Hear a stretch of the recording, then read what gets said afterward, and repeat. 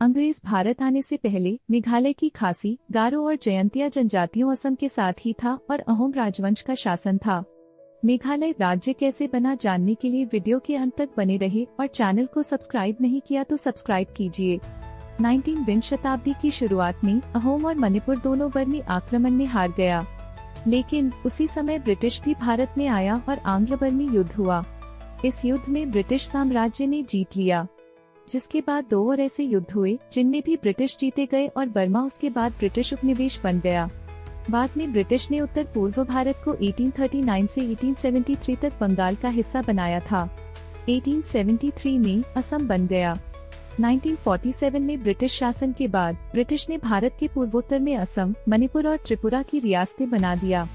असम में नागालैंड, मेघालय और अरुणाचल प्रदेश सभी शामिल थे। 1947 में आजकल का मेघालय 2 जिलों का गठन किया असम के भीतर, लेकिन 1960 में एक अलग पहाड़ी राज्य के लिए एक आंदोलन शुरू हुआ।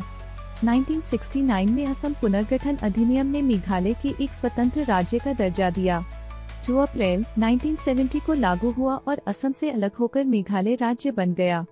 अलग राज्य की मांग तब और तेज हो गई जब जुलाई 1960 में ऑल पार्टी हिल लीडर्स कॉन्फ्रेंस में संगमा, जो मेघालय के पहले मुख्यमंत्री भी थे, बुहाई लिंगदो, डी निकोलस रॉय, स्वर्गीय हूवर हाइनिप्टा और कई अन्य दिग्गजों नेताओं ने आंदोलन का नेतृत्व किया। अलग राज्य की मांग क्यों हुआ? पहाड़ियों और मैदानों के लोग एक दूसरे से भिन्न थे। पहाड़ी जनजातियों पर भाषा और संस्कृति थोपने का असमिया लोगों का प्रयास, विधानसभा में असमिया का प्रभुत्व और छठी अनुसूची के पर्याप्त नहीं था। इसलिए इस संगमा के नेतृत्व में पूर्वी पहाड़ी राज्य गठन के लिए राज्य पुनर्गठन आयोग को एक प्रस्ताव दिया। 27 दिसंबर 1966 को प्रधानमंत्री इंदिरा गांधी ने शिलांग का दौरा किया और वादा किया उनकी सरकार पहाड़ी लोगों की आकांक्षाओं को पूरा करेगा। अंत में 1971 में संसद ने उत्तर पूर्वी पुनर्गठन अधिनियम 1971, जिसने मेघालय को पूर्ण राज्य का दर्जा दिया। मेघालय ने 21 जनवरी 1972 को अपनी विधानसभा के साथ राज्य का दर्जा प्राप्त किया।